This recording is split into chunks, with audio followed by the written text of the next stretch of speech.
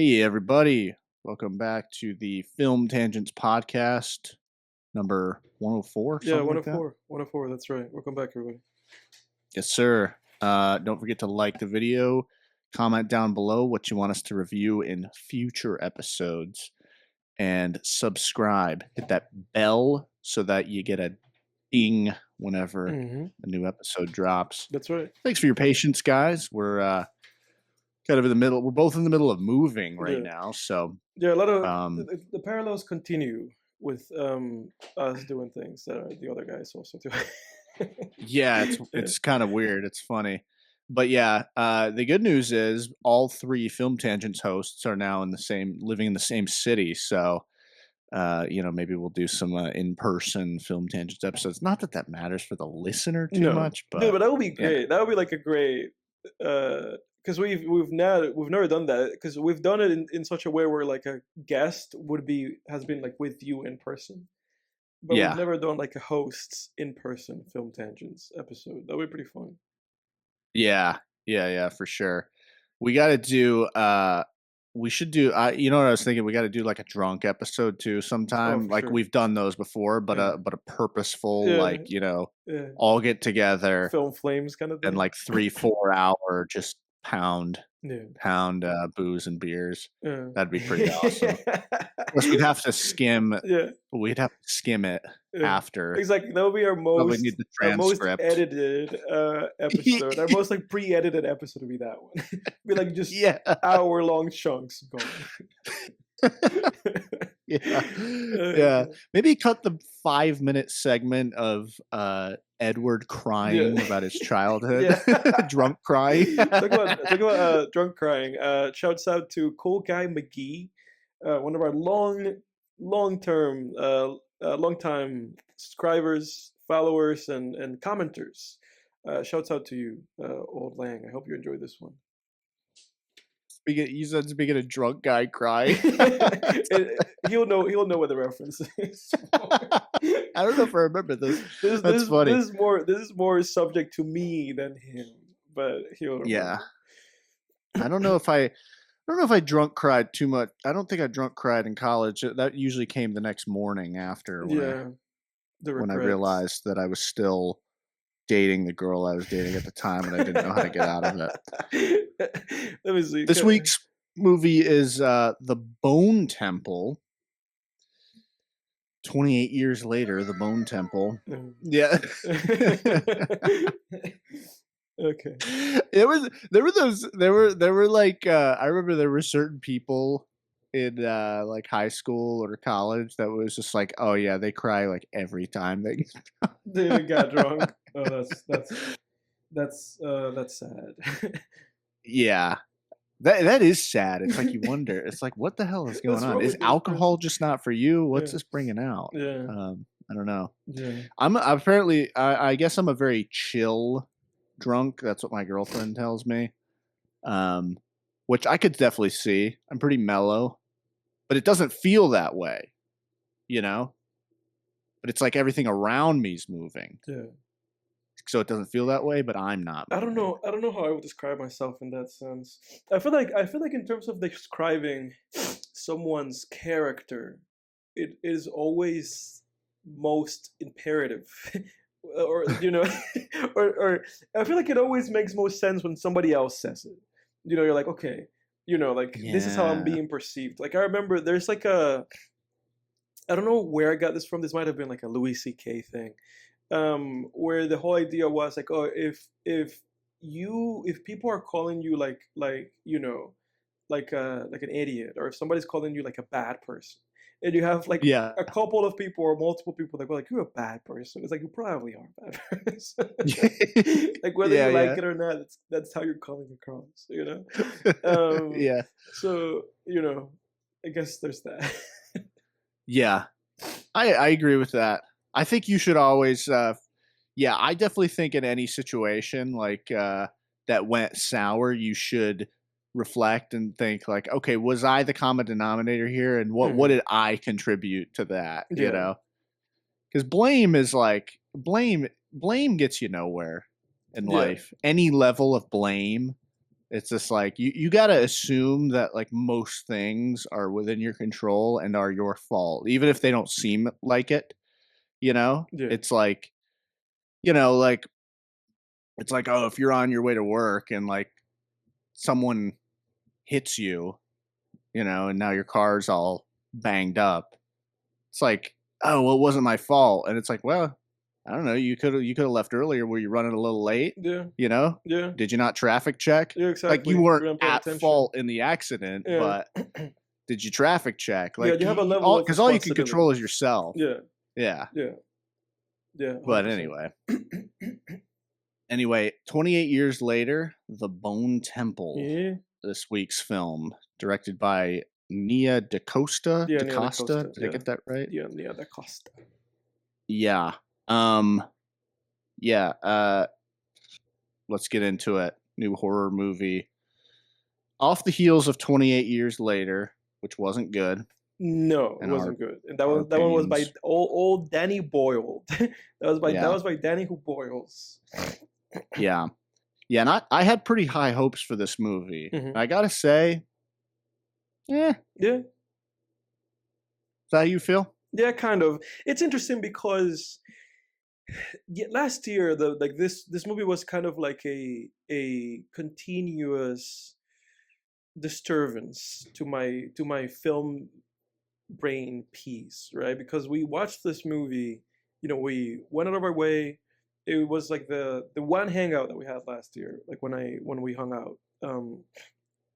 We went to see this movie, three guys went to see this movie in theaters, and all three of us were on the same page. I remember it was just like, okay, 28 years later, good, great, like first half of the movie, not even first half, like the great, like 30 to 40 minutes of the movie, and then it just devolves into nothingness, into this just like plot conveniences and contrived stuff with the boy and his mom doing a cross-country trip to see Ralph Fiennes, and then the movie having this like fake deep like stuff where Ralph Fiennes like like offs his mom and then puts her like skull on top of this thing, and the boy does it himself, and then the movie like whatever, like that insufferable movie.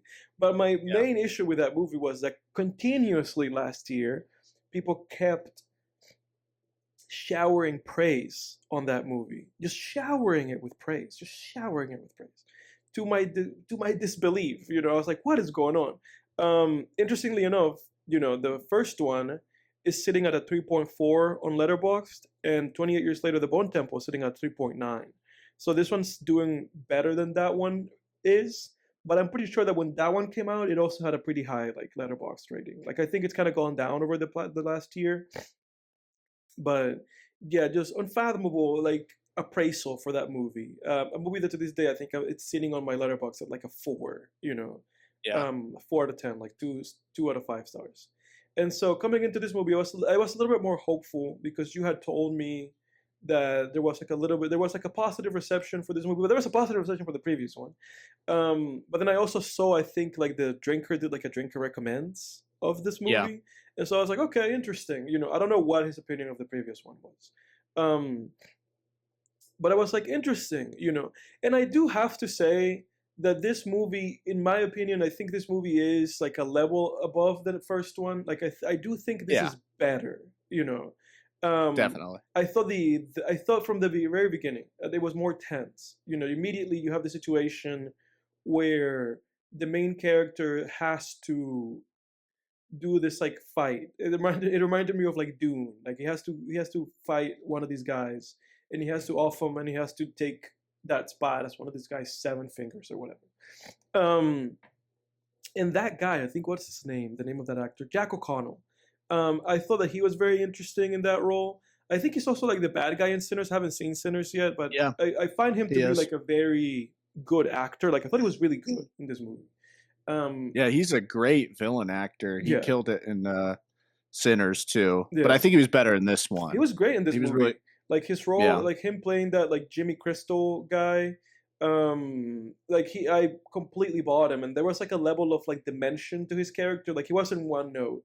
Like he started the movie as just being like, oh, I'm this chosen guy by the devil, and I'm like out here on this like journey of this, But then when he met Ralph Fiennes later in the movie, there was a little more depth to him. He was like talking to Ralph Fiennes, and like you could see that it's like, oh, he's talking about the world before the zombie stuff, and he Hmm. remembers these things, and he's like bonding with Ralph Fiennes, and there's an element of him that he knows that he's like being deceptive, because then he's like, oh look, I have this group of people, and I told them that you were the devil, and I kind of need you to be, and I found that kind of Yeah. interesting. Like it's like, I need you to be, or I'll kill you. Yeah, I thought that was good, like how they gave his character sort of a Yeah, desperation. Like I empathized with him a little bit, yeah. where I had this He has thought because he has of, this "Oh ruse shit, going you're kind of on. screwed. You have to Yeah, keep this up yeah. now. This has to be tiring." Yeah, Yeah, yeah, and it almost paid off for him, and I really liked that. It almost paid off. Like Ralph Fiennes, like killed it. He killed the whole thing.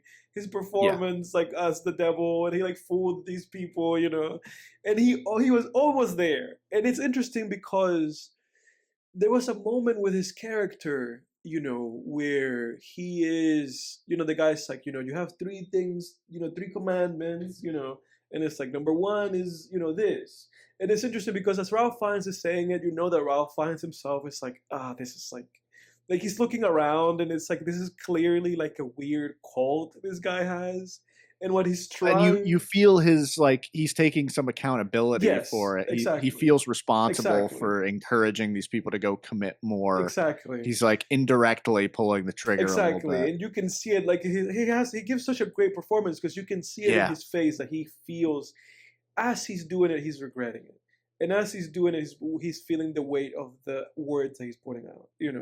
So it's like, oh yeah. geez, and the fascinating thing about it is that he does it. Like, and had Spike not been there, I'm sure that he would have just been like, okay, no, that's it, and those people would have just left. But because Spike was there, then he was like, okay, I have a fourth commandment to kill the guy.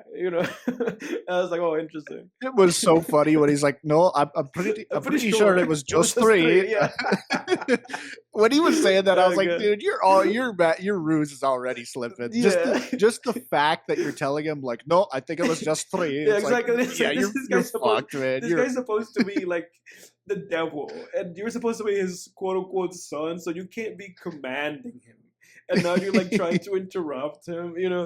Um, Yeah, so there were elements to the movie that were pretty interesting. I liked how they kind of like further explored the whole idea with this zombie apocalypse and like what it is and what's doing with like the alpha zombie guy, and how he kind of befriended Ralph Fiennes, and how he at the end of the movie he kind of cured that guy, right? That was kind of the yeah, implication, like he cured him, he thanked him, and it almost seemed like he had like reason.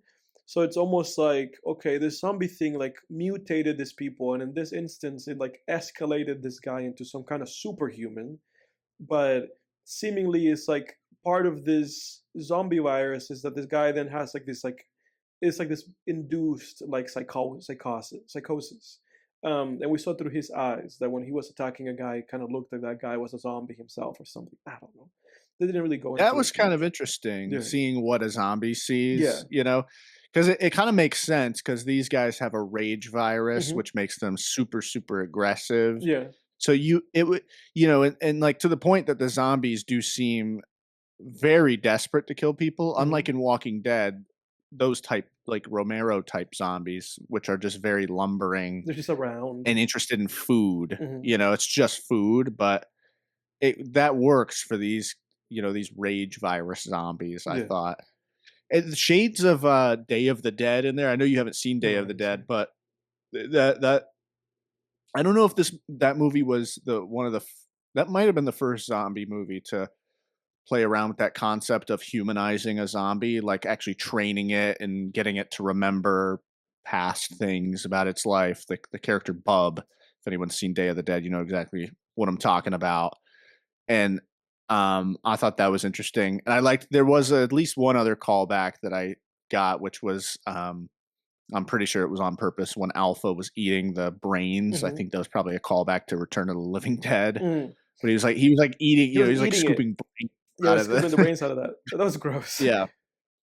This movie was This movie was grotesque, grotesque. man. Yeah, and I couldn't believe but how far they went. I liked that about the movie because you know that I'm not like Yeah, a gore guy, but like the fact that this movie committed like so hardcore to yeah, how like violent and gory and graphic it was. I was like, great, this is what it's supposed to be. Like this is what the latest Hellraiser was supposed to be. It was supposed to be yeah, this. They're skinning they're skinning people in this movie, you know, yeah, and they're like it's there. The movie's not really shying away from it, you know.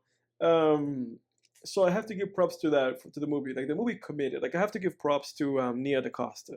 Like she had the vision and she committed to it. Like they went all out for it. Like the movie was not shying away. Um, but other than that, like I feel like other than those like very standout sequences, again, like I liked how the movie began with Spike taking like his place in the crew.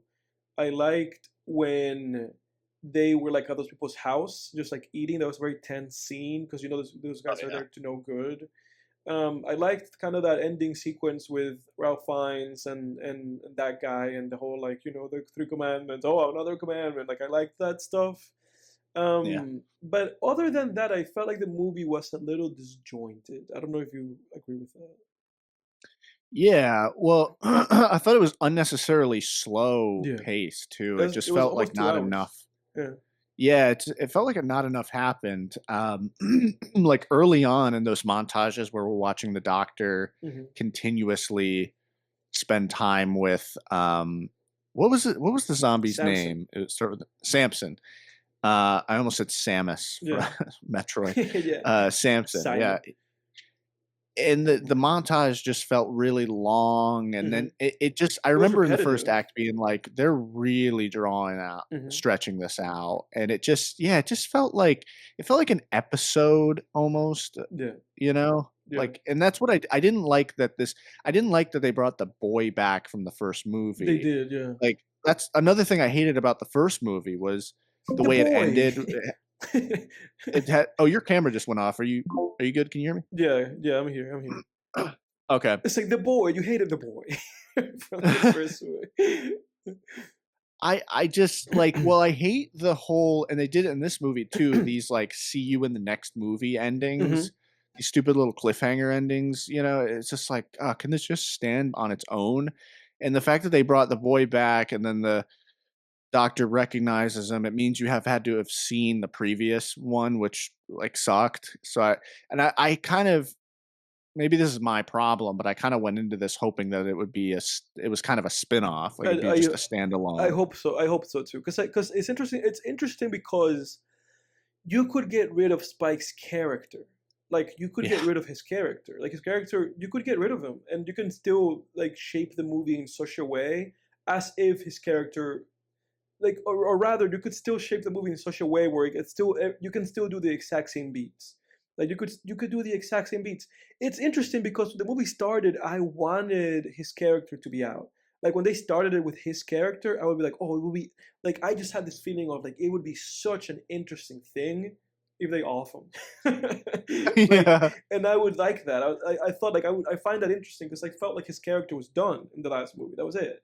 You know, it's like Yeah. so I thought that this movie was really going to commit to this more kind of like gruesome approach to this world, that it would have been interesting to get rid of Spike, especially because he didn't contribute anything.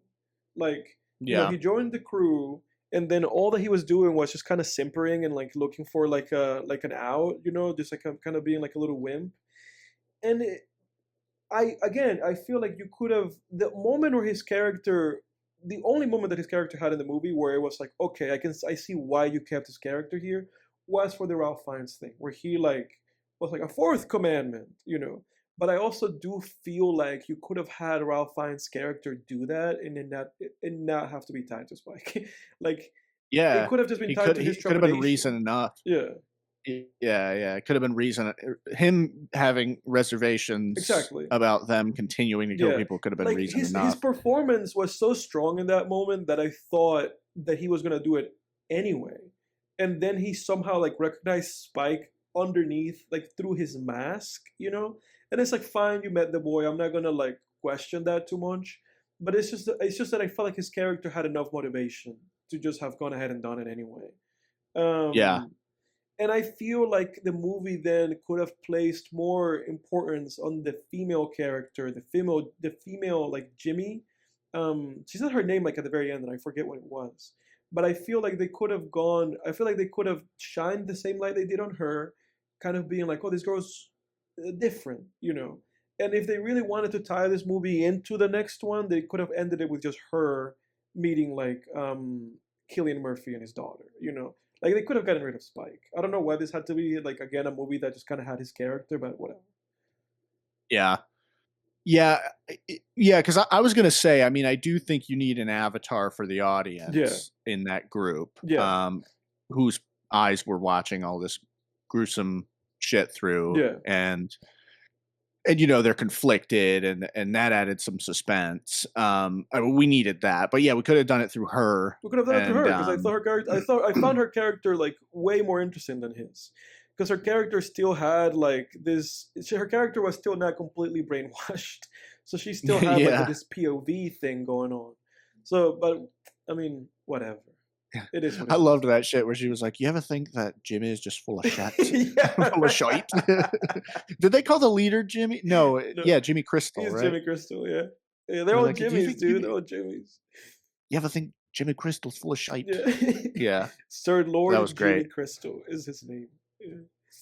I like the Teletubby girl was interesting too, like how she would just commit violence against people and then dance like a Teletubby. That was interesting. Yeah, she was a good like Harley Quinn type character. Yeah, because it's like, interesting when you have those kind of characters that are just unsettling, right? She was kind of an unsettling character because she was very sadistic, you know. Yeah. And then she was kind of goofy like that, you know. It's like, this is a goofy, sadistic character. She was kind of off-putting, and I think I pumped my fist when she bit the dust. Yeah.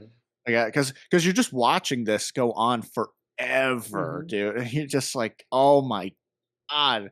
It kind of reminded me of Funny Games a little bit, where you're just like, it's torturing. You're tortured by just watching this torture happen. You're just like, holy shit, man. Yeah. But yeah, it just felt like a weird kind of episode. It felt like, I guess to rattle off my positives, though, I agree with you that a great opener with Spike there, and yeah, it was really suspenseful. You're just like, oh, there's no way this guy. I thought, actually, I think too, if I think back to when I was watching it, I think I did think like, oh, this kid's gonna bite it now. This is it. And then, you know, and then he gets a lucky shot and survives, and I was like, okay, interesting. And then the scene at the house was very suspenseful. I think the homeowners didn't handle that very well. They escalated. You kind of got to play along. Yeah, because like that lady when she was serving them food, it's like you have clear shots of these folks when you're serving them food. Like you can probably play this a little bit better. Like it all kind of went down. Like when it all kind of went down to. Yeah, they could have played the cards better. Yeah, I'm not saying it was bad or unrealistic. I'm more thinking from a survivalist perspective. But if, like, for anyone listening to this, in my opinion, take this with a grain of salt. But I like studying self-defense and situational awareness and things like that. And in situations like this, it never serves you. So this comes from a book about negotiations that I read by an FBI negotiator who used to negotiate with terrorists. And there's like, you know, generally 3 tones you can use with people. There's friendly, empathetic tone. Then there's radio DJ, kind of assertive tone. Not assertive necessarily, but it's a bit assertive where you're just like, okay, you're talking to me now. And it's like he calls it the late night DJ voice, you know? And then there's aggressive voice. And I believe there's a part what he's going over them, he's basically like, it really never serves you to be aggressive. Yeah. So when they were in the house and she was like, what the fuck are you doing here? You go leave. I was just like, oh, exactly. Because you're fucked. Yeah, exactly. Because at that point, like, you know, it's like if you had like that lady basically, she sacrificed everybody. Yeah. Like, she was the only one who was next to the exit. So it's like, dude, you sacrificed everybody, and then she just like watched them get skinned, and it's like she didn't even like try to help them, Yeah. and it was implied that how that whole thing had been going on for like a while, and she was just like up there just watching. It's like, dude, you're not gonna do anything, like Yeah. you're not gonna Yeah. do anything, and you got these folks in this situation. Like, you guys could have played along. You could have looked at each other, kind of like, okay, whenever you're ready, if you attack one, like, But no, she just told them like, get out of the house, and it's like, oh Do the god, little Return of the Jedi yeah, nods, like exactly, like, boom, and you nod. guys are in the kitchen. There's white knives. Like, whenever you guys feel like you're ready, looking over there, you stab the Jimmy, and then maybe we can have a chance here. We take out the leader, and it's like they didn't really play out. They didn't play out in a very smart way. The fact that the guy who threw the boiling water didn't hit Jimmy Crystal with it Right. was like, dude, He threw what? it at the You take table. out the leader, and then Exactly. the others scatter. They don't know He what to threw do. the water at the table. It's like, I know. who is at the table, sir? Idiot.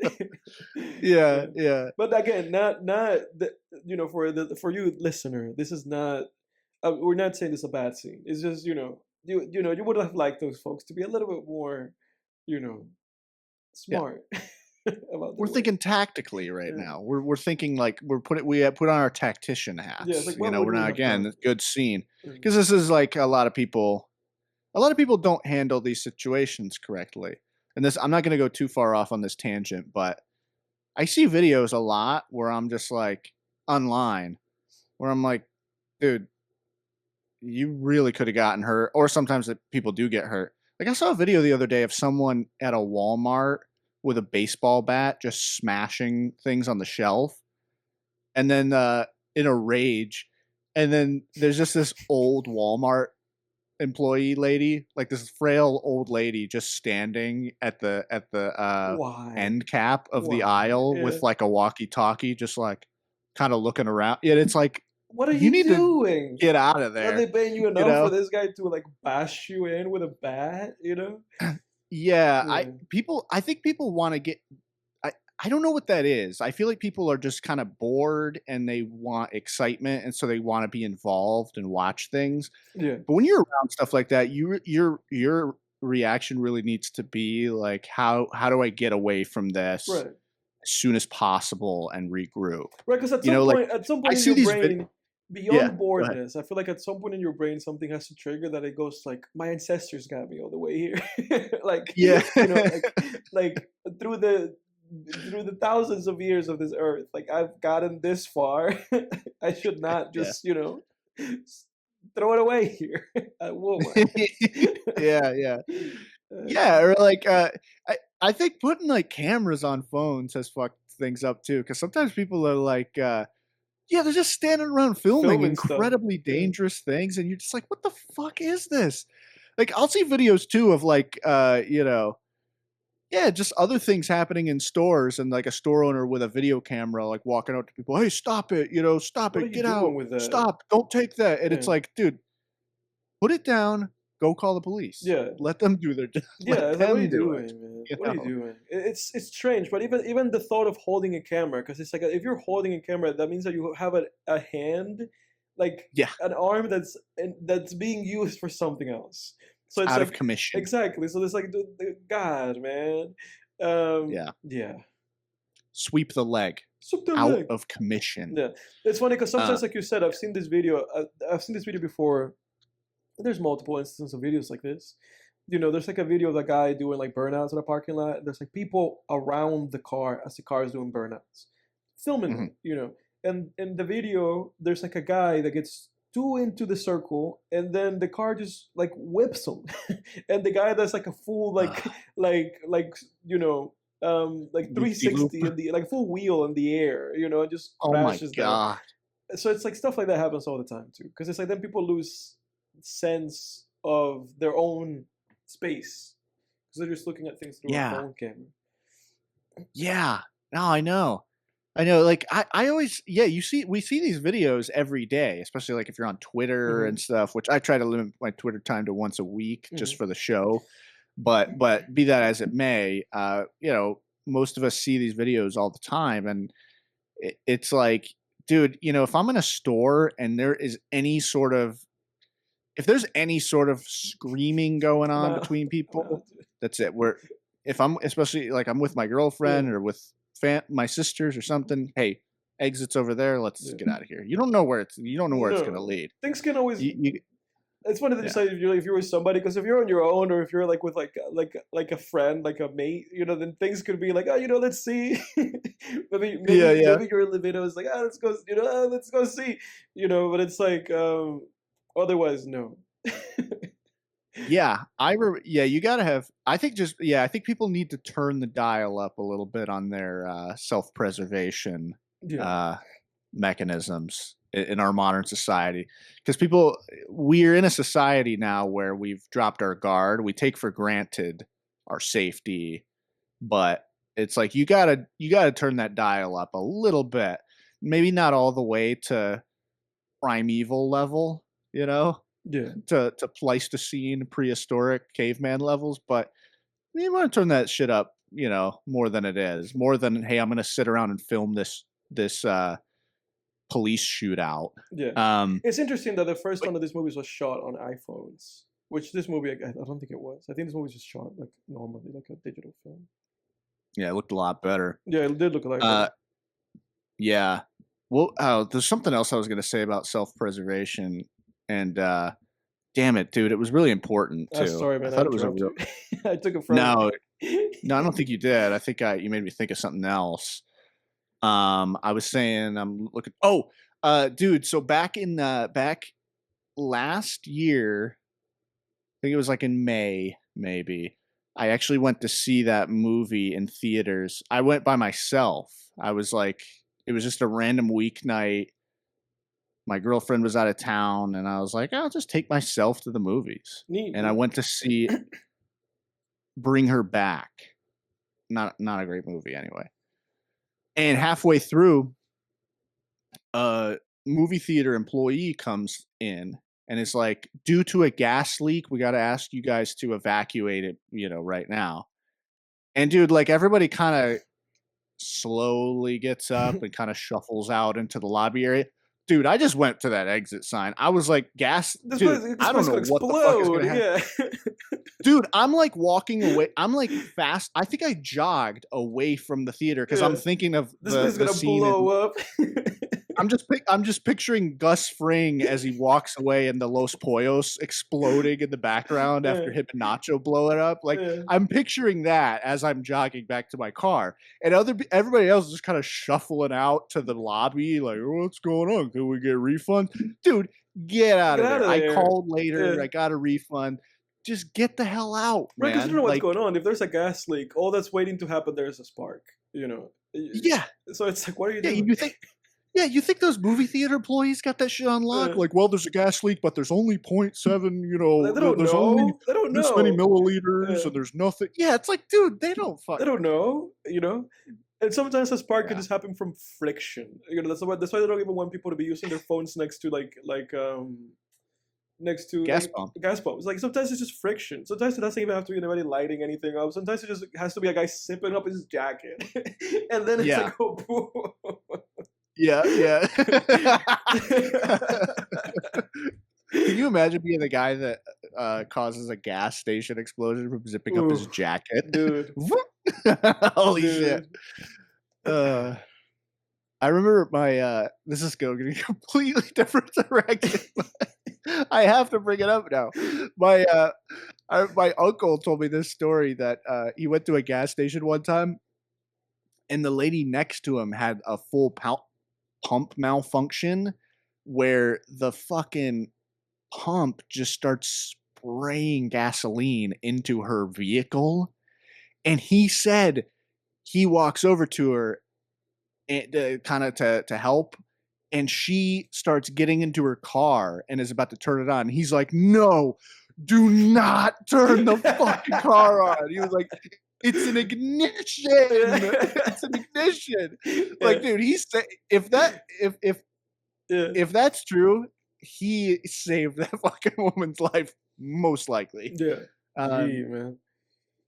but anyway, something I think we can all glean from this scene, self-preservation, guys. Turn that dial up a little bit. Yeah. Look out for yourself and your loved ones. Exactly, because again, because they pull the trigger too fast in that there, because it's like, those guys were halfway through eating, like, like that they're there for an ominous reason, but it's like, try to think of ways out of it. Like, they still had probably like a good 20 minutes of them just kind of like BSing.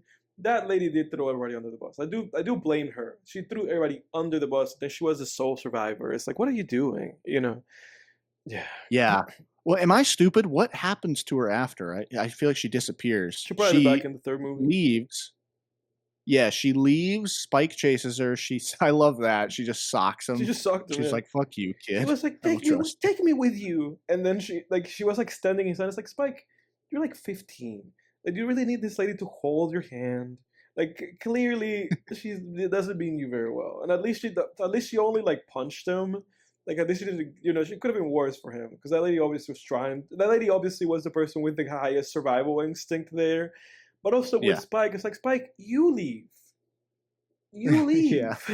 Like, why are you going back? It's like, because then we see him like trying to flee in the middle of the morning, the day before they go to see Ralph Fiennes, and it's like, couldn't you have just done that like when like a bunch of those guys caught on fire and they sent you to chase after this lady? Like, you could have just left then. Yeah. Whatever.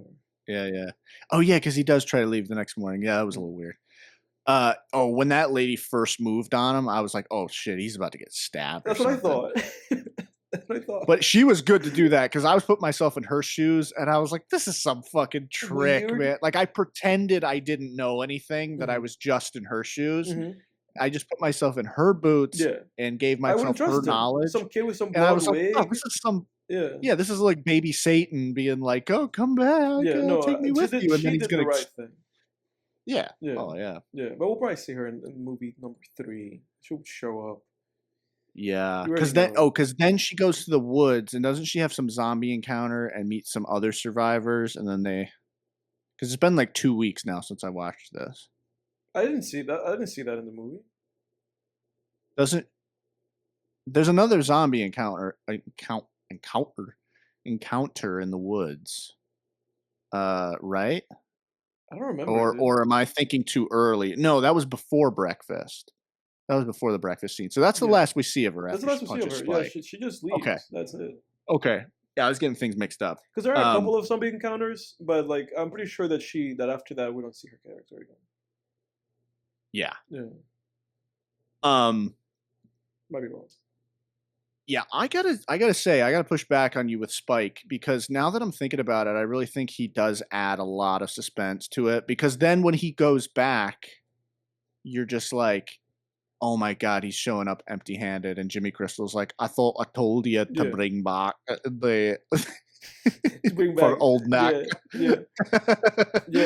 No, I get it, but I will push back on you, because because the point that I made earlier was that I thought that they could have just had a different character serve that purpose. You're saying they didn't need the exact boy from the first movie. That's what I'm saying. I agree. Yeah. I agree. I think as long as you have somebody to be like an audience surrogate, or somebody that is like an outsider to Jimmy's group. And it could have happened, because they're going around just recruiting people. I thought that it would have been just more interesting if they had offed Spike at the very beginning. If they had offed him, and then if they had introduced just some other kind of character to fulfill that mission, or if they had kind of implied that that lady that Spike lives with at the beginning, if they had kind of portrayed her as like a reluctant character in that group from the beginning, I thought that she could have served that purpose. Like, I thought she could have done that, or somebody else could have done that. I would have found the movie more interesting if you would have just offed Spike. That's really my main. That's really my main goal here. Yeah, you could accomplish both. Like, you could off him in the first scene, and then later have just some different little boy or little girl. I think the fact that they were new and also very small, because it's like they're totally helpless. You know, I thought that added a lot of suspense, because it's like, if you put somebody who's an adult size, it's like, well, you might be outnumbered, but maybe you could at least defend yourself to an extent. Yeah. And if you're smart, you could maybe get out of there. But with Spike, you're like, you ain't getting out of this, dude. Yeah. You are You're at the trapped. mercy Yeah, of these 100%, people. 100%. I think I just hated And I Spike, and I at the beginning of the movie, I was like, please, movie, have the courage to like get rid of your main character from the previous movie. Get rid of him. I just wish they would have done it, dude. I would have found that like such a cool like choice. Yeah, well, I agree too in that sense. In the sense that I agree also because taking your main character from the first movie and demoting them to a Yeah, supporting character in the yeah, second one sucks. yeah, Like, that just sucks. That never works for me. Like, or when you take a character from a previous movie, and because the actor can't return, you kill them at the beginning. I hate shit like that. But I guess that's what they would have done with this. I'm with this. contradicting myself. Yeah, they would have just But off Spike. I just would have found that to be a cool choice for this movie. yeah, but okay, but I'm contradicting myself there because the previous movie sucked, so I wouldn't have cared. Yeah, it sucked. I hate it when I liked the first movie. Yeah. Yeah, So I exactly. guess Like I've when you created like a a bit of a protagonist and they conundrum for do that with myself. the protagonist and you actually find it to be like a cool, interesting protagonist. But with this movie I just didn't care for the character. I was like, what is the purpose of this character anymore? Like just get rid of him, you know. Yeah, and I also thought it would have served the movie because of how kind of like this movie had a kind of like a sadistic element to it with how like gruesome everything was, you know. Mhm. That I would have felt like the movie had more commitment towards that by doing that, you know. But it's like, okay, let's just get rid Yeah. of this character and let's go from here, you know, new. Um, but I guess for the people Because who it's a watched, very mean-spirited movie. it is, It's you really know, mean. yeah, I feel like you know that's what I love about a movie. Like you know, to bring back funny games, that's what I love about that movie. Yeah, That's just like that is just a movie that is like almost like a soulless movie. Like it's just yeah, extremely mean, and at no point does it give the audience like an inch. You know, everything no. just goes bad. So I thought there was like if we're gonna have this movie where everything goes bad and Ralph Fiennes is gonna die and everything's gonna go around like terribly, and we're just gonna watch. We're gonna spend like an hour of this movie just watching these people commit like heinous like acts. Get rid of the main character. Get rid of, you know. Yeah. Yeah. Oh, for sure. Yeah, yeah, so positives we agree on. I don't need to retread those. I think we have the same positives. For me, yeah, a big problem with this movie too was the climax. I think that's really where it dipped for me. Again, I thought it was clever, but then the brevity of it bothered me. How Mm-hmm. quickly it just Resolved. resolved. Yeah. Just felt very quiet. And again, it just felt like an episode of television, where it was just like, this doesn't feel big enough for a movie climax. This doesn't feel big. Like I think of like the Day of the Dead climax. And it's like you got this huge. It's similar to the Dawn of the Dead climax. This just huge clusterfuck of zombies in an enclosed area, and both villains and protagonists are all running around, fighting each other and fighting the zombies. And then in Day of the Dead, you also have the half, half resuscitated zombie kind of lumbering around too in the mix. And that's another complaint I have, that they didn't involve Samson. I thought they were going to involve Samson somehow in the climax. Like I thought Samson was going to be part of his I did plan, too, yeah. or kind of come in and have an encounter with the Satanists. And he just had his own little misadventure going on. And I was like, I don't know. I didn't love that they actually put us inside Samson's mind. I thought that was a little far. Like you can do this whole, because Day of the Dead, they do that with Bub. They don't go into his mind though. They just show you're left to discern, to infer what he might be thinking by his facial expressions and his mannerisms and his actions, but they don't do full-fledged flashbacks to who he was and what he looked like before. I feel like they went a little too far with that in this one. Yeah. I just thought it was odd. And then, dude, I gotta say, the moment where I think I audibly said, "Oh, fuck off," I audibly said that in my living room, was when he crucifies Jimmy Crystal, and then Jimmy Crystal says, "Father, why have you forsaken me?" I was like, Yeah. "Fuck off, you pretentious douches!" Yeah. My God, Well, to give the movie if we're stop quoting the Bible in movies, all right, just enough of to that. We don't give the need that. movie an extra pretentious point, Yeah, they also played Radiohead in the movie. yeah. They played Radiohead. They played, which one was it? How to Disappear Completely. They played Everything in This Right Place by Radiohead. I was like, is this Radiohead? And it was Radiohead. And I was like, oh, we've entered pretentious. We've entered pretentiousness. Radiohead's a movie. And I say that as like huge Radiohead fan. Like if you put Radiohead in a movie, you're clearly like, I am a smart artsy person. Radiohead's in the room, you know. I am very smart. Yeah.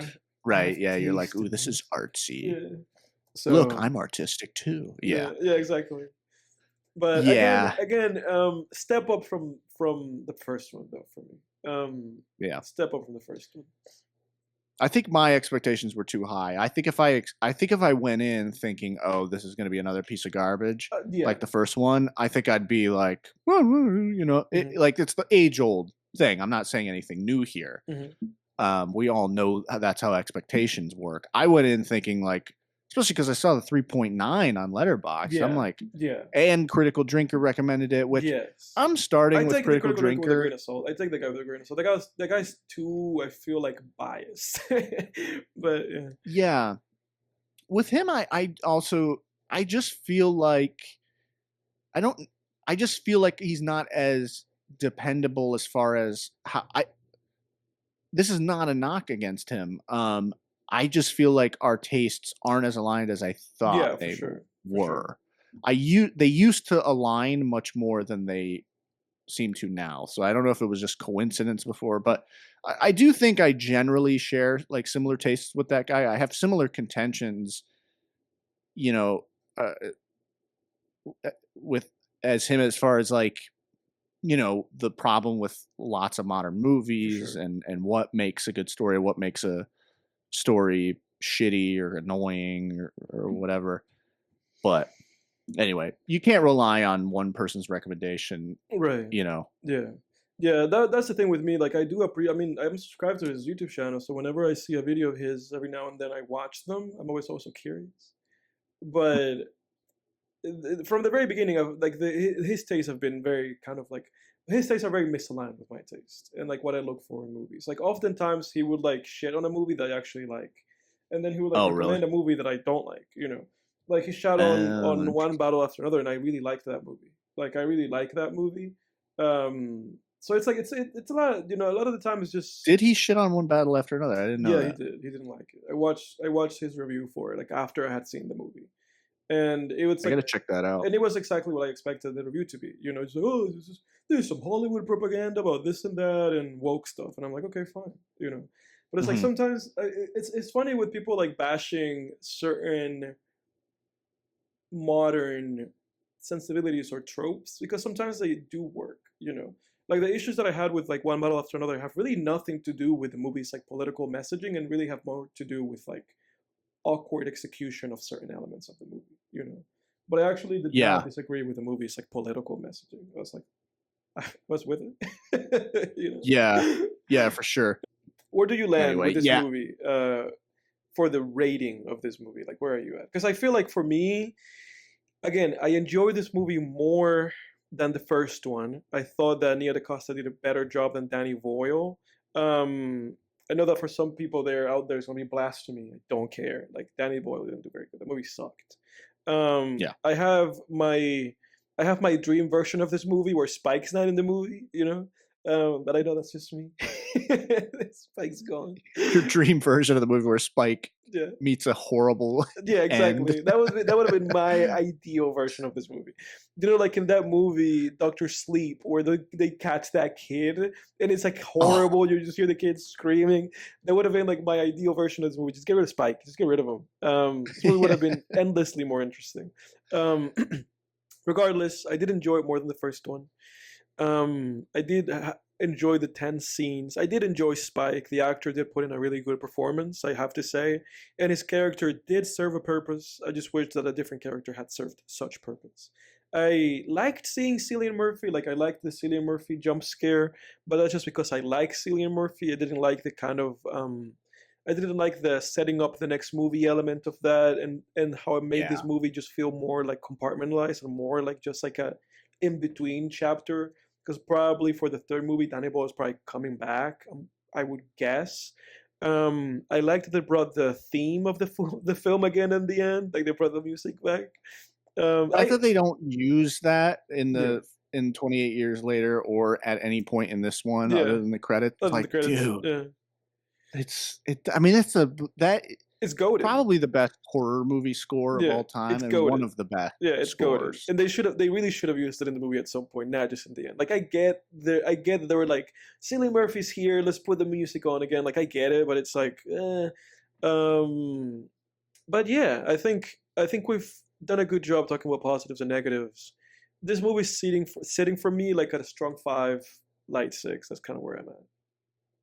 Where I'm at, a 6. Yeah, I agree. Obviously, it's better than 28 years later, and I figured it would be. I just thought it would be far better instead of just a little better. I really thought I was walking into. I had high hopes. I really was like, oh, this will be an 8 or a 9, yeah. maybe. But who knows? And yeah, dude, when that score hit, I at the end, I was like, dude, imagine a climax where they play that score and you got this intense fucking Didn't happen. climax where the doctor is maneuvering through his bone That would have temple been and these cool. freaking Satanists are after him, and then he Mhm. does a freaking thumbs in the eyes Yeah, it to would have been Jimmy cool, man. It would Crystal have been like cool. Cillian Murphy in Yeah. the first one. It would have been Yeah, no, cool, it's like and even it, imagining that like that Samson would come in like rampaging and maybe even like destroying part of that shit. Like it would have been cool. It that's would what have I been a cool thought. ending. They would have been a cool I ending. know. Yeah, It just felt so lazy. It's yeah, just like this weird little Western standoff thing that they do that yeah. just ends. I'm like, oh God, whatever. But anyway, yeah, Strangely I committed agree. performance by Ralph 6. Fiennes. Didn't expect to see like a full out Ralph Fiennes in this movie.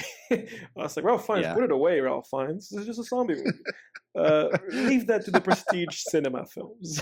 You don't need to go full dingus in this one. But as it goes, so Yeah, it he's goes. fantastic. He's great though. Yeah, he was great.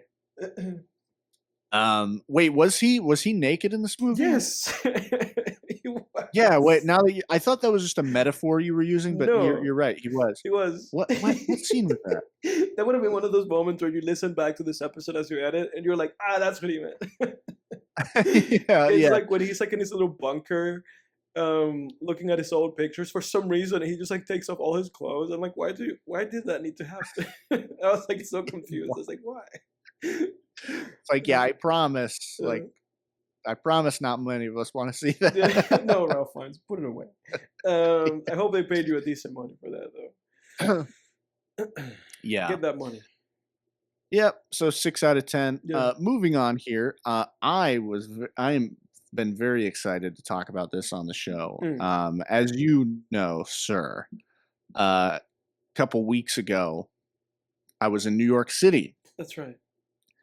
and I was visiting my sister in law school in Manhattan, and I was with my girlfriend and my other sister, and caught wind that Anthony of the Opie and Anthony Show was going to be at Rodney's Comedy Club, which just so Eh, happens to be a few minutes up the road from my sister.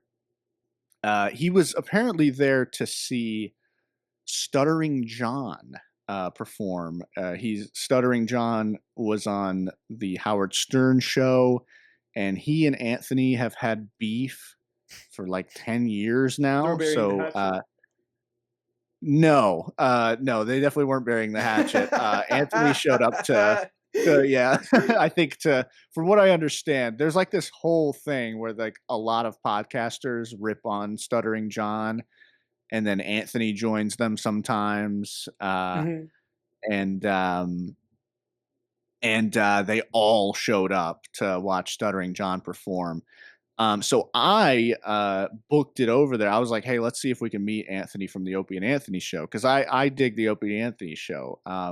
Obviously, it went off the air in 2014, and at the time I was like 16, didn't even know what it was. But a lot of us, I think, in this generation have gone back on YouTube and listened to the old Opie and Anthony clips and episodes, their Yeah. classic, they Patrice O'Neal, Bill Burr, Louis Louis C.K. C.K. Yeah. I mean, Joe Rogan got his start. Like all of these comedians got their start on Opie and Anthony, or became well known on Opie and Anthony. Like Opie and Anthony did a lot for comedy. And it was interesting because I actually read Anthony Cumia's autobiography last year, and he talked about how they were basically, when Howard Stern was on, he was on in the morning and he would get all the big celebrity guests. So Opie and Anthony were like, well, what do we do? Because he gets all the big celebrity guests, and then they're not just going to come onto Opie and Anthony the same night, or people aren't going to tune in to the same station to listen to the same celebrity on the same day. So he's getting all the big guests. So they were like, well, let's just get comedians on. Let's get local comedians. And that turned into what it was, And we got, again, Patrice O'Neal, Bill Burr, like all those guys got their start there. That's where the infamous Bill Burr Philadelphia incident happened, was on an Opie and Anthony comedy tour. They did a comedy tour hosting all these comedians. I watched that clip. It's a great clip. Dude, I watch that clip like probably once every 2 months of Bill Burr's Philadelphia. If you're listening to this and you haven't heard that before, go take a listen to that. Highly recommend checking it out. Probably the funniest way I've ever seen anyone handle heckling in my life. It's like he was like Michael Jordan. It was like he was Michael Jordan on his flu game. Like he was just in the zone. It's just a comedian against hecklers in the zone. Just go listen to the guy. Yeah. I love how oh yeah. Dude, I love how he's like watching. It really is like just full power. And he's in the zone. Yeah, he's just fully just locked in. Yeah. And I love, my favorite part is when he's roasting them and then he looks at the clock and he goes, 11 minutes. And then he keeps roasting them and he looks at the clock. 9 minutes. Yeah. He's just counting down the minutes. Yeah. I love it. But long story short, we booked it over to the comedy club, and there in the bar, Anthony, in the bar area, I see Anthony. I hear his laugh before I even walk. I recognize the voice. I was like, oh my God, that's him. And yeah, dude, I just pushed through the crowd and just walked up to him and introduced myself, and we talked for like 15 minutes. Nice, dude. Told him about film tangents. Yeah, pretty cool. He said film. Oh, he was like, wow. So he was like, you guys talk about cinema. Yeah. Use the word film. Yeah. And he was, what did he say? He was like, I can't remember what he said, but he was like, you pretentious cock or something like that. I can't remember what he said. He was messing with me, he like slapped my shoulder. He's very approachable. And then I got my picture with him and everything. So that was cool. It was surreal. I mean, I was asking him about, the O&A days. We were talking about some of the classic O&A bits and callers and things like that. You said that he said that it sounded very sophisticated. Oh, that's right. Yeah. He was like, sounds so sophisticated. He said something like that was more of a jab, but really? I took it in, good. It was all good fun. Yeah, exactly. And then we did shit on Opie a little bit as well, which was funny. I didn't too much, but I just brought up Opie to kind of egg him on because they're not on good terms. Yeah, they weren't even on good terms through most of that show. Yeah. As are we. For the listener, I don't really like this guy, Yeah. Have a contractual obligation. Yeah, they had a couple on-air fights too that you could look up. Like I think the biggest one that I can think of was if you look up Opie and Anthony grape incident. That's one of their biggest on-air fights. I think, from what I understand, like from reading the autobiography, the book about that show, like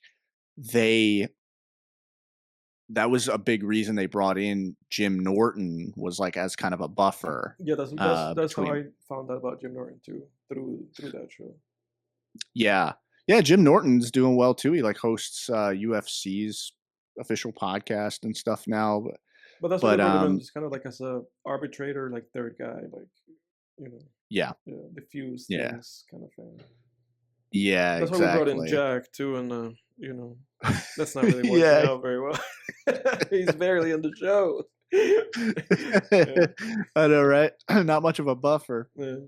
But For our interestingly enough, heated hate. apparently I don't know if this happened after we left, because once I got my picture with Anthony, I was like, "All right, great to meet you, man. I appreciate it." And then we didn't stay for the show or anything. I was like, "I'm not watching Stuttering John." Yeah. We're like, I'm Okay. going to dinner. Yeah. I just wanted to meet Anthony of the Opie and Anthony Show. But apparently, I don't know if this happened before or after we left, or before we got there, but there's a video online from that night where Anthony is outside and with some other people, and this guy with a camera comes up to him and starts dredging up old shit, like some of the shit that Anthony got canceled for and some weird Reddit rumors, and he's just like antagonizing him. And Anthony reaches at him, rips off his glasses, and hurls them at the ground on the sidewalk, and then says, "Get the fuck out of my face, cunt. Go fuck your mother." Oh my god. I don't know if that happened before I got there or after. Oof. I would guess after, because I know the police came he to seemed someone. in a decent mood when you met him. Yeah, he seemed in a good mood. Yeah. But nothing happened. But yeah, apparently.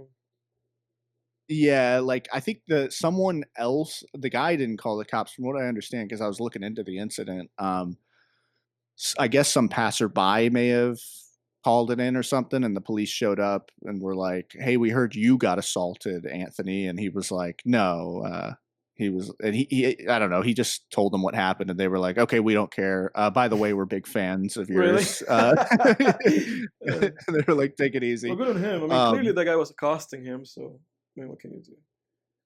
I was shocked when I saw the video. I was like, "Oh, here's a video of Anthony getting harassed." And then when he pulled off the glasses, I was like, "Oh shit, dude!" It's like I have to sit through Stuttering John, and now I have people accosting me outside this venue. Yeah. But yeah, there were another. I know Kevin Brennan was there too. I don't remember if I saw Kevin Brennan, or I don't think I saw him when I was there. He may have been somewhere behind me. Like, I think he might have been in there, but I wasn't really paying attention. I had like laser vision on Anthony. I was just like, gotta go meet Anthony. Yeah. I even, like, when we walked in, yeah, he was with the Target, dude. Like, when we walked in, there's like a line in, and when we were still in line, but Anthony was within view. You could see it. And the second he kind of looks in my general direction, I just go, "Anthony, what's up, man?" Yeah. Like pretending like I know him. Yeah. And he was like, "How you doing?" And he kind of like raises his ear. Yeah. And people started to like kind of part. I was like, "Oh, this guy me. knows this guy." Yeah. And so I just pushed through, and Wow. everybody just dude, I ran a fucking psyop. Yeah, dude. good on you, dude.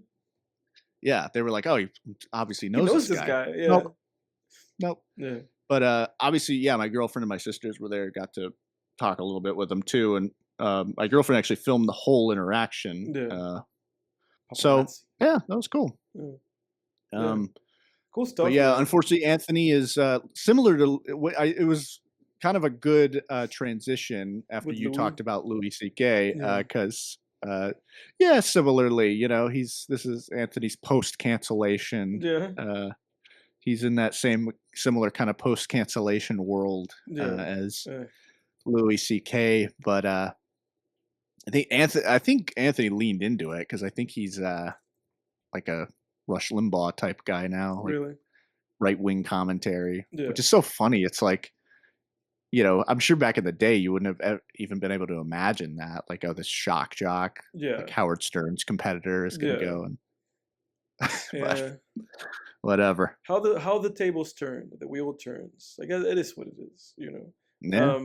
It is what it is. I would love to meet Louis C.K. have a chat with him. So I'm happy for you that you had that moment. I really am. Yeah, thanks. That was cool. That was interesting.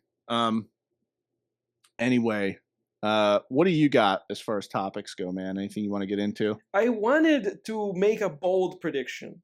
Because the Oscars are gonna be over the weekend. This episode is gonna come out. I guess depending on how flexible I guess you are with this episode, it will come out on Monday. as things go in this show, don't they? You know, sometimes they don't. You know, we gotta keep you guys on your toes. But this episode, I guess, will be coming out the day after the Oscars. The Oscars are this weekend.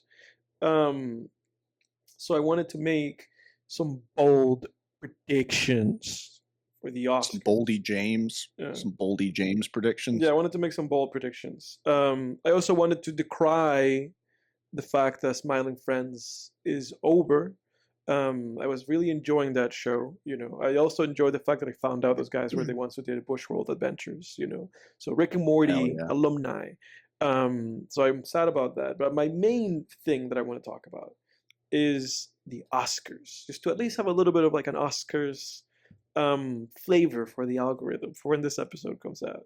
And I want to make some bold predictions. Okay, here I go.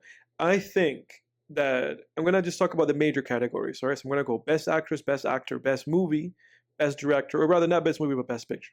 Best Director, and yeah, I'm gonna leave it at that. I'm not really gonna bother with the screenwriting category. So I'm going to make some bold predictions because there's two screenwriting categories that I want to bother. I don't want to bother with original screenplay or adapted screenplay, whatever. So in these categories, right, I want to make some bold predictions, and I want you to join me. I'm not really gonna go to the nominees. I think I know who the nominees are, but I'm just gonna say the people who I think are, and we're gonna go off of that. So there's a very random Oscars. I'm just gonna look it up, man. So I actually know who it is. Oscars 2026. Type that shit. Yeah. Peck that shit into your keyboard. Take those index fingers and peck that shit. I already have it up. Okay, so for Best Picture, I'm gonna make some bold predictions, and you can join me, Jake, in making some bold predictions. But I don't want this to take too much of your time. This is your episode, but if you allow me, I'll do it. I'm allowing it, dude. All right, here we go. I'll allow it. So for Best Picture, we have Hamlet, I haven't seen. Marty Soprano, I haven't seen. One Bottle After Another, I haven't seen. I have seen. The Secret Agent. The Secret Agent, I haven't seen. Sentimental Value, haven't seen it. Haven't seen Sinners. I've seen Train Dreams. I've seen Bugonia. I've not seen F1. And I've seen Frankenstein. So out of these movies, I've seen like 5 and I haven't seen 5.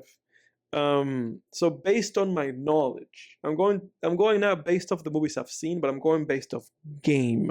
I'm going based off what I think's gonna happen. And out of the movies that I've seen, I'm going to tell you what I wish would win. Okay.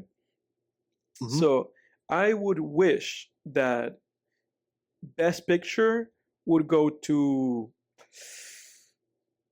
One Battle After Another.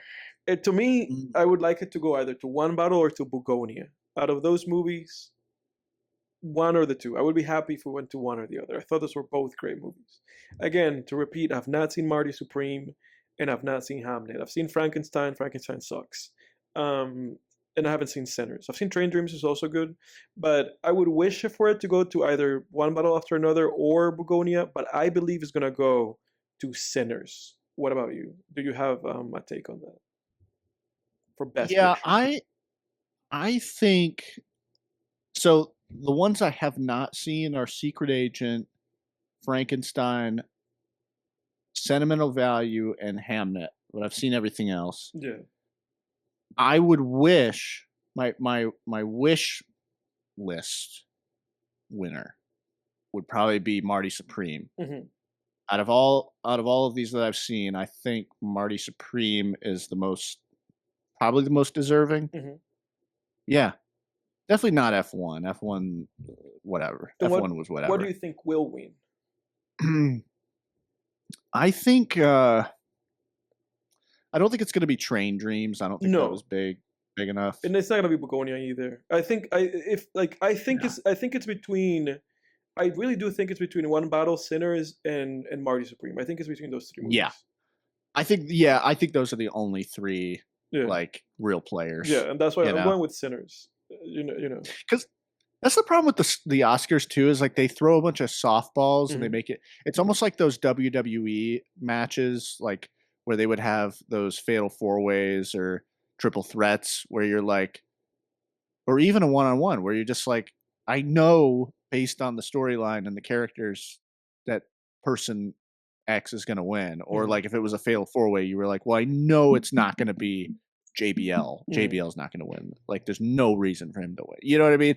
And it's almost like that with the Oscars, where Yeah, it's like, dude, you might as well like they might as well have not even put in F1. yeah. I don't It's know. like I know they're not going to Yeah, win. but sometimes it's this weird thing where sometimes they do it just because they want Brad Pitt there.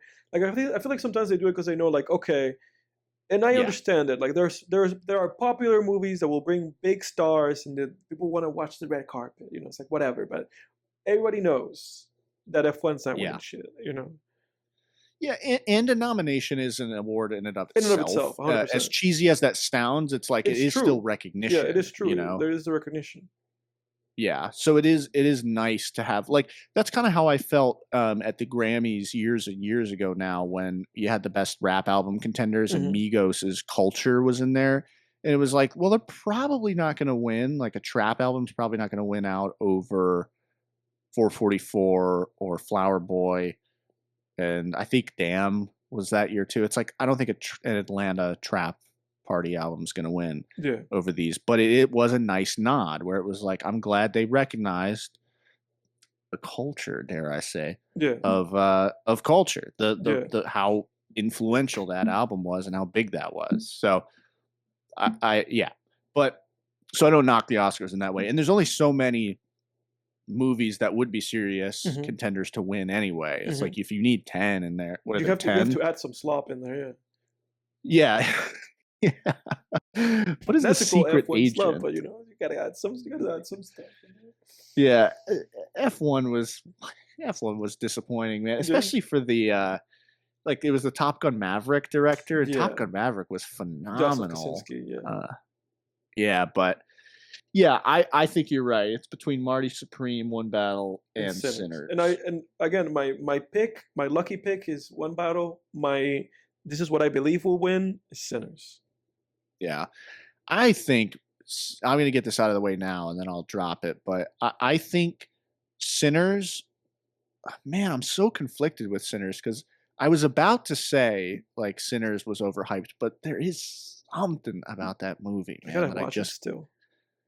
God, man. It's like every time I want to knock it, there really is. I have it at a 6 out of 10. It's Like a it is an nugget in above there. average movie. I think it's that first half. Like that Hmm. first half is magical, Yeah, dude. I I gotta watch it, love dude. it I so gotta much, watch it. man. But then when it devolved, I just felt like it devolved into From Dusk Till Dawn, and I don't like From Dusk Till I don't like From Dawn, Dusk so to that Dawn. was No, we another. saw it for the first time together, and both of us were like, this. What is this?" Yeah, that Yeah, movie's trash, and Sinners goes from awesome Southern crime blues heavy Southern crime period piece hmm with awesome Michael B. Jordan as two characters as yes, twins. yeah, And then it becomes this From Dusk Till Dawn thing, and that shit sucked. I was just like, I honestly felt like the movie with what they set up in the first half. I think they would have done better. Ryan Coogler would have done better to make it more in the style of something like 30 Days of Night, I still have to where it watch was that just movie. Let me add it to my really fucking watch list. yeah. 30 Days of Night is not great. Hmm. It's pretty average, but Okay, the vampire action and intensity is really good. And I think Sinners would have benefited from that. Instead of this, they do this weird, like, unserious From Dusk Till Dawn angle in the second half. But I felt like the first half of the movie was they played it pretty straight and pretty serious. So I don't know why they couldn't have, like, I think if it had had a similar level of vampire intensity in the vampire siege and attacks as 30 Days a Night in that second half. Oh boy, that would have been awesome. yeah, Anyway, that's all. I'll leave Sinners alone now. I do think Michael B. Jordan deserve if he does win Best Actor for that movie. I Yeah. think he absolutely deserves it. Okay. That was my favorite Michael B. Jordan Okay. performance of all time to this day. But for the Best Picture, you're going with Marty Supreme. Do you believe that it will win, or is that both your lucky pick and your this will win pick? It's probably my wish list. Yeah, it's my wish list pick. I'll go with that. Okay. I don't think it'll win, mostly because of the controversy that has now come out with both Safdie and yeah, with Chalamet. with Safdie and Chalamet, which what Chalamet did was just as bad. The Chalamet shit is so stupid. Yeah. They're both pieces of shit. Yeah. No, which clearly with the Safdie thing, I definitely understand. For sure. Yeah, Chalamet, leave him alone, guys. But yeah. That being said, what do you think will win? What do I think will win? Mhm. I think you're right. Probably Sinners. One Battle After Another or Sinners. I'll go One Battle After Another. Yeah? Actually, Okay, so you think One Battle After Another will win, but your wish list is Marty, and my wish list yeah, is One Battle After Another. But what I think will win is Sinners. yeah. I think Sinners may be more of like maybe slightly more of a kind of nod thing, but maybe not as serious a contender as we think. For sure. Michael B. Jordan, I think, will probably win Best Actor. Well, let's go on that then, because then we have the leading Yeah. actor, and so we have Timothée Chalamet, Leonardo DiCaprio, Ethan Hawke for a movie that I haven't seen yet. It's called Blue Moon, directed by Richard Linklater. Michael B. Jordan and Wagner maybe Moda. He's the one from The Secret Agent. So we have those five guys. From those five guys, I think who I wish would win. Funnily enough, I've only seen one of these movies, the DiCaprio performance. Just because I'm going to say I wish DiCaprio would win, because I think it's kind of like a funny performance. But I think Michael B. Jordan's going to win. Yeah. Wish list and who I think is going to win is Michael B. Jordan. It's Right. Michael B. Jordan ×2. I think, honestly, Michael B. Jordan's performance in Sinners as Smoke and Stack was probably my favorite. If I'm combining the two, because they're twins, and they're both similar, but they both also have their intricacies. But let's just combine them into one character for a second. Probably my favorite fictional character of 2025. Damn, honestly, yeah, that's quite amazing. Quite the praise, dude. Oh my god, dude. Yeah. Favorite character of 2025 was big praise. Smoke and Stack as a combo performed by Michael B. Jordan. It was incredible. All right, dude. Let's call it that then. Both of us are picking Michael B. Jordan to win, and picking Leo as my wish list, because I haven't seen any of their other movies. Best director, we have Chloe Zhao for Hamnet, Josh Safdie for Marty Supreme, PTA for One Battle, Joaquin Trier for Sentimental Value, and then Ryan Coogler for Sinners. My wish list pick here is PTA, because PTA has had like a 30-year long career and he's never won it. He's been nominated like 5 times for Best Director and he's never won it. So he's my wish list pick. But he's also my pick. I think he will win. He's my lock pick, and he's also my wish list pick. PTA. Okay, gotcha. And you think he's gonna win too? Yeah, because I think PTA is like on a Scorsese. I think he's on a Scorsese. What's that Boston movie, The Departed run? I think he's like on a Scorsese, The Departed run, or like in a Guillermo del Toro, The Shape of Water run. I think he is like in a, and that's why I also put that clip out earlier in the season of this episode of this season, the clip about directors receiving legacy awards. Because obviously, if he was going to win, he probably should have won for The Master, or he should have won for Magnolia, or for There Will Be Blood, or for any other movie. He probably should have won for those. But this is a situation for him where he made a great movie, and the directing in the movie is impeccable. So I'm with him. I think this is his time. I think there's a lot going for him. Also, I'm pretty sure that he's won every other award. Like every director award he's won. He won the Directors Guild Award. He won the Golden Globe. Like he's sweeping. Like he swept everything. It's his award. Like I think it's his. I would be shocked. Because because I think the only other person that could contend here is Ryan Coogler for Sinners.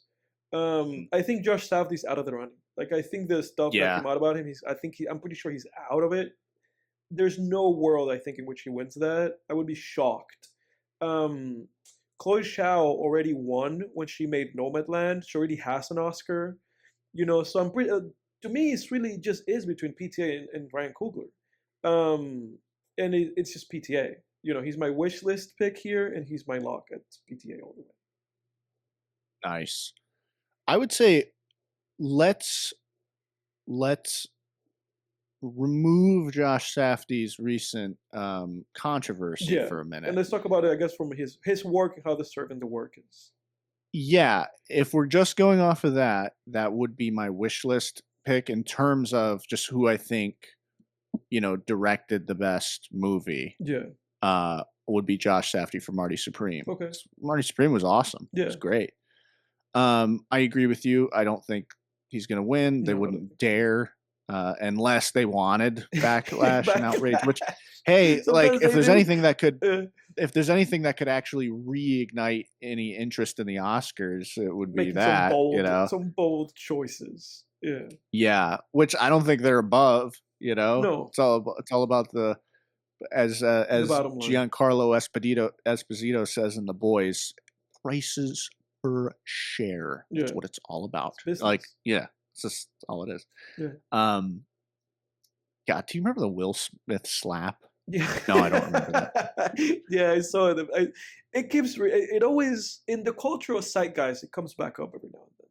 Like, it was like trending 4 years ago. It was trending, like a week ago. I saw people posting that stuff again. That was magical. It was. It was like a magical thing. For as horrible of an incident as it was for Chris Rock. It was so exciting. Like, it was magical. Yeah, it was just like, it was surreal. It was like, what the fuck am I watching? And it was a huge cultural moment. Like, the memes that came out of that, like everything that came out of that, it was a huge cultural moment. Like, regardless of how damaging and terrible it was exciting. It was something. It was unreal. Mm. I remember just going to work the next morning. That's all anyone was talking about. All the memes, dude. Like, all the cartoons versions of it. Oh, I loved that when Oscar the fish walks up and slaps Marty the zebra on stage. Yeah. Oh, that was awesome. Yeah. Yeah. It was so surreal too, just sitting there. It felt like we were watching something happen that we weren't supposed to be seeing, like which technically we were, but in the sense of it felt like someone left the cameras running after it should have gone to a commercial. Like, that's how it felt when you saw that happen, and then he sat down and said, "Keep my wife's name out of your mouth." Yeah, it just felt like one of those news moments where they leave the camera on and then the news anchor does something crazy. It just felt like that, where it was like, I'm not supposed to be seeing this, but I am, and this is holy shit, dude. But yeah, as far as who I think will win, it's between Ryan Coogler and PTA. I see what your argument for PTA, so I'll go with him. Yeah. All right. So we have, and then let's do leading actors just to kind of wrap it up with the 4 major categories. We have Jessie Buckley from Hamnet, Rose Byrne from If I Had Legs, I'll Kick You. I've not seen any of these movies. Kate Hudson for Song Song Blue, Renate Rainsva for Sentimental Value, and then Emma Stone for Begonia. I've only seen Begonia. I've not seen any of these movies. For the sake of context, Jessie Buckley for Hamnet has swept. Like, nobody else has won anything. Jessie Buckley won the Golden Globes. She won the Critics' Choice. She won the Screen Actors Guild Award. She's won everything. Like, every major acting award in building up for the Oscars, she's won it. So I believe she's gonna win. And although I loved Emma Stone's performance in Begonia, Emma Stone has 2 Oscars. So I don't really even have a wish list pick here. Just give it to the lady that seems to have given the best performance. Give it to Jessie Buckley for all I care. Okay. I didn't even know that the woman from Weapons got nominated. That's awesome. Yeah. That's incredible. Yeah, for supporting actress, isn't she? Oh, supporting. Yeah. You're doing lead actress? Yeah, I'm just doing lead. I'm just doing the 4 major Best categories. Actress. I'm not bad. Okay. Yeah, my bad. I clicked on the wrong thing. My bad. Do do do. Yeah, Yeah, yeah, I don't know if I have yeah, because I haven't seen I've only seen Begonia. yeah, Oh, exactly. yeah, I've only seen Begonia. Yeah. Uh, so yeah, I agree with you. Yeah, Yeah, it what you seems said. like Jessie Buckley seemingly gave like a generational performance. Like she swept. Like she did what Joaquin did with Joker, where Joaquin won every award. Like nobody else won And anything but him. And she did that exact same thing this year. So it's like if she's that great in that movie, just give it to her, you know. Emma Stone good has on enough Rose Oscars. Byrne for getting an Oscar Yeah, good on her. nomination. Yeah, she Nice. got a nomination. I want to see that movie. If I had legs, I'll kick you. Yeah, So it same. would be cool to see her win, but I think similarly Jessie Buckley deserves it. Um, to recap here, then we have Jessie Buckley for Best Actress. We have that you are going with Michael B. Jordan as both your wish list and your lock for the Oscars. I'm going for DiCaprio wish list and Michael B. Jordan lock. For Best Director, we both went for PTA as our lock. I also went for PTA as my wish list, and I think you went with who? Josh Safdie as your wish list. Yeah. And then for Best Picture, I went with One Battle After Another as my wish list, and then with Sinners as my lock. And you went with, I believe, Marty Supreme as your wish list, right? Is that what you did? Yes. And then for One Battle After Another as your lock. So that's our everybody. That's our bold Oscar predictions. You can come here on the Monday afternoon once you're listening to this and be like, "These guys are buffoons." As Yeah. F one How wrong. as F1 wins Best Picture and and Josh Safdie wins Best Director and Ethan Hawke wins Best Actor, and Rose Byrne wins Best Actress. Just come here and call us fools, except for Jake, because if Josh Safdie does win, not only will it be, very controversy, but he would have called it. So Yeah. Well, just like I mean, anything to get eyes on the Oscars. I mean, dude, I'm not watching the I'm not Oscars. watching them either. Who I can But for me, it's mainly because I don't have access to them. I don't have like cable that shows the Oscars. If I think that if I had it, I would watch it. I'm always down to watch that stuff. It really entertains me. ugh, Um, ugh. but I have not watched them since we were in college because we had like cable TV then. Otherwise, it is what it is. I think they're on Hulu. I don't have Hulu, so I'm not watching them. I can't take those award shows, man. I just can't. I mean, at least I can't watch the Grammys either, but No, I can't watch the I Grammys. refuse. I refuse. But at least the Grammys has performances. The Oscars, you're just listening to this dumb They also have performances. graduation You music know the that they whole do. You know time. that they do the music from the movies. Like they're gonna perform some song from Sinners is nominated. A couple of their songs Yeah. from like the movie K-pop Demon Hunters. Like they also have their song performances. Yeah, I they enjoy it. do. I enjoy the Oscars. I've always enjoyed them. Like since I was a Ugh. kid, I've enjoyed like the fanfare of it. Mm. It's fun. Just Get this like graduation sounding music and people clapping Yeah, and dude, nodding you gotta get with to it, man. go All up. that you have to do is We have to climate change the No, ocean. dude, all that you have to Thank do, you. man, you have to make it fun. You can make it fun. If you have some chips, some wings, some beers, you can make it fun. And just the way that we're going about it right now, you can make some bold predictions. Get a drinking Yeah, game yeah, yeah. going. You can make anything fun. I Um, agree with that. I yeah. Like agree. I feel like if you and I got together this Sunday to watch it, I think we would have an extraordinary time. Yeah, Yeah, yeah. We could. We yeah, could. If I'm back, well, no, I'll be back in town on Sunday. yeah.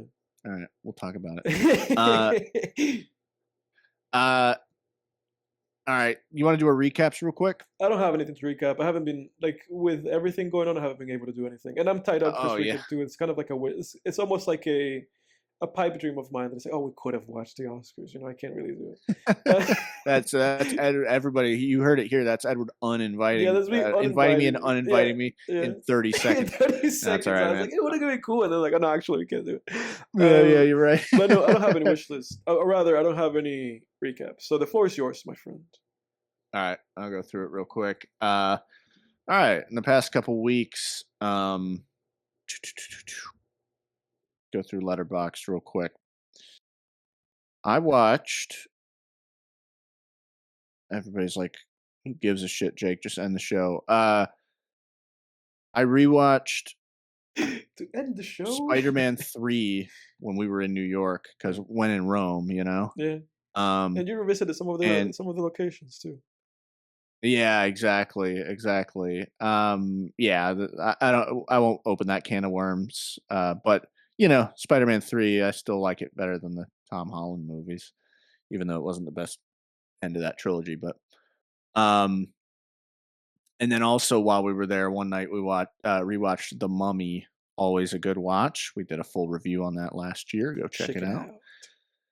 Uh, and then, I finished my novel officially. Done Hey, polishing, done with everything. So I'm gonna start. I'm taking the week off from any writing related activities.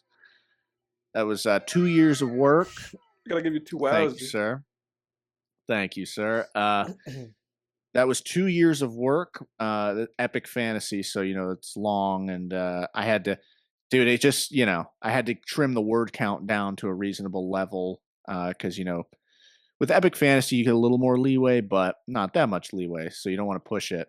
You want to give yourself the best chance possible. So I got it to a level that I'm happy with, to where it's low enough so that agents won't rejected turn just their on the noses word up. count. Yeah, Yeah, but also still keeping it at a length that I'm comfortable with, as far as like leaving scenes in that I like and everything.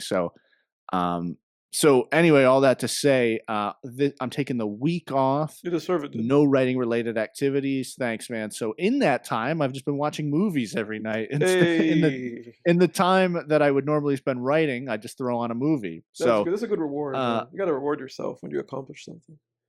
yeah, man. So the other night I watched for the first time, because the next book I'm writing is going to be a crime horror book.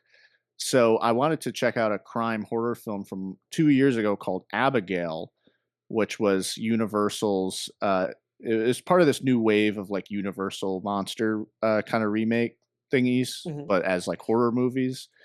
Um, and so this was kind of their new take on Dracula's daughter, and it's a crime horror thing. So like this group of criminals, they kidnap this girl, the daughter of like a really wealthy mob boss, but she turns out to be Zoinks, a vampire. Which I think is weird. They spoil that in the trailer and all the promotional material, but the movie plays it like it's a twist. So Interesting. I'm like, why would you spoil it? Uh, while entertaining, I gotta say, I wrote this review on Letterboxd too. This movie was made for a Mr. Plinkett review. The whole time I'm watching this, I'm like, oh my god, there's just so many plot holes, weird Yeah. character choices, moments where you're like, what the fuck? And I wanted so bad for Mr. like to hear. I wanted just to do the Mr. Plinkett voice, like, wait, no, what? Hey, how do you know that? Is Yeah. that the script? You know, Is that the script in that corner? Yeah.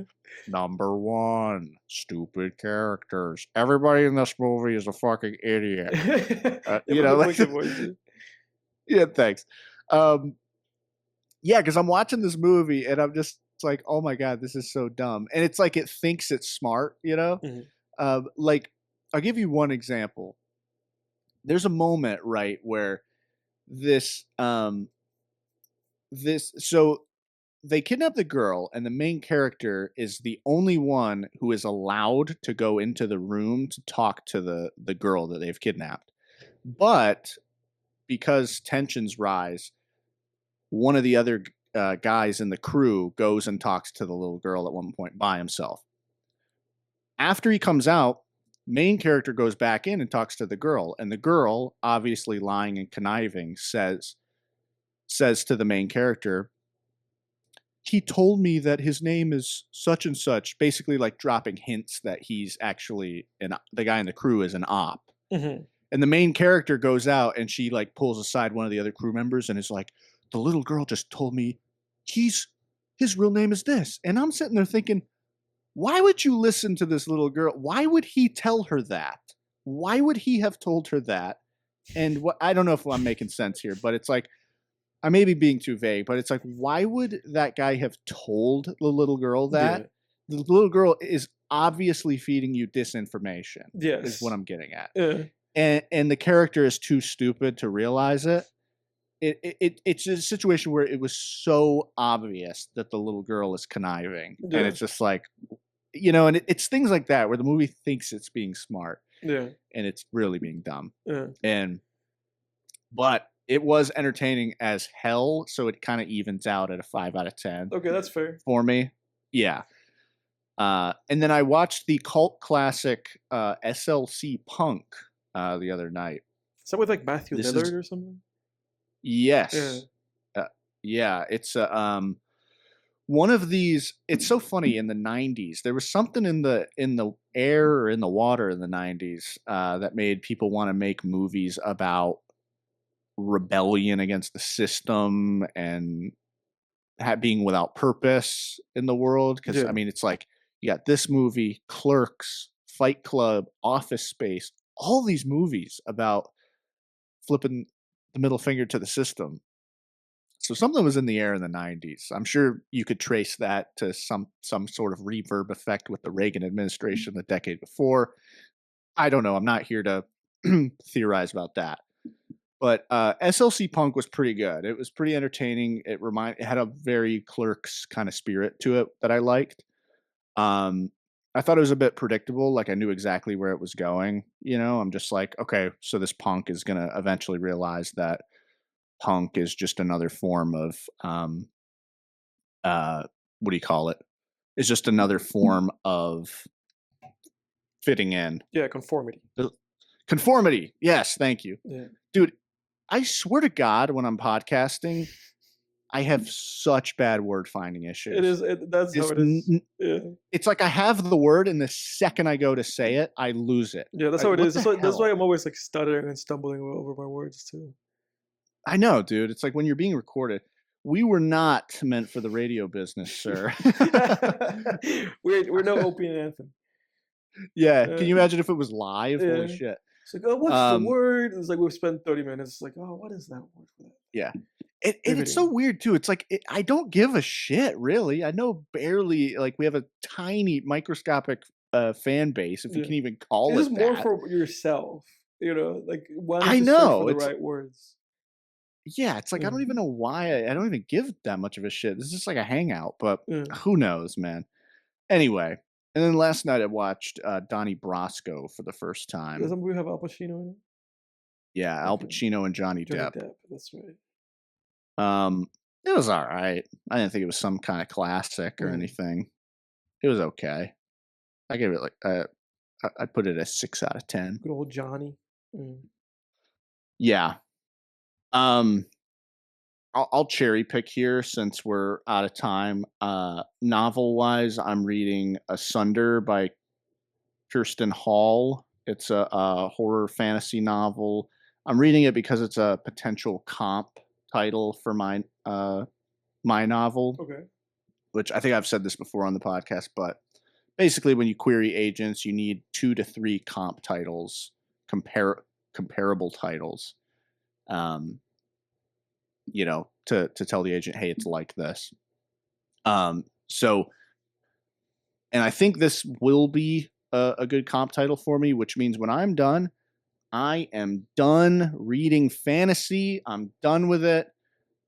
I am not writing more fantasy after this book. This book was like horror. This book was my attempt at doing Berserk, but if instead of high fantasy medieval, it was high fantasy Old West.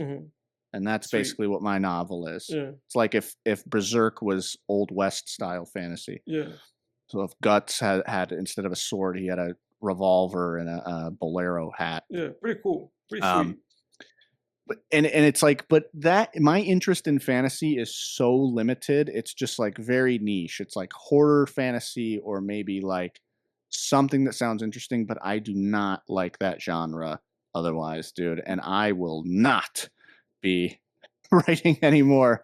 I am sticking to horror as a genre from now on. Yeah, I am no more of these long epic fantasy books.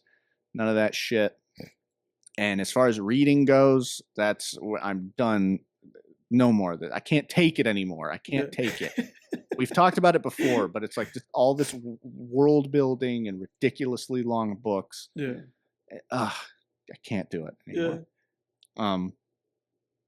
And then I've been listening to a lot of Griselda guys. So Griselda. Yeah. West Side Gun. Yeah, I was Conway the listening to Machine. West Side. Not West Side. I was listening to Conway the other day. The guy, what is the God Don't Make Mistakes album that he has. Yeah. That's his. Oh no, that's not his new one. That's like his one from like 2020 maybe. Yeah. Yeah, that's a good one. I listened to his whole Everyone is Food series. Everybody is Food series 1, 2, and 3. Mm-hmm. Those are all solid. Gotta get to those. And then I really liked Spiral Staircases, that mixtape by Larry June, Currency, and the Alchemist that came out 2 weeks ago. That was solid. That was good stuff. So I'll leave it at that. And Edward, what you got for us? I gotta see, man. I gotta see what I'm cooking. For now, it's a TB to be determined, TBD. So let's see. We watched Begonia and Sorry Baby, and I watched this. So let's see. I might want to stick to more recent stuff, but let's see what tickles my fancy. I'll let you know. Can you smell what Edward is cooking? It's not gonna be. We're not gonna be watching Smashing Machine. Not the Smashing Machine. You already watched it anyway. Oh yeah. So let's see. That wasn't that good. Yeah. Let's see. All right, everybody. Thanks, guys. We'll see you next week. Next time, everybody. Thank you. See ya.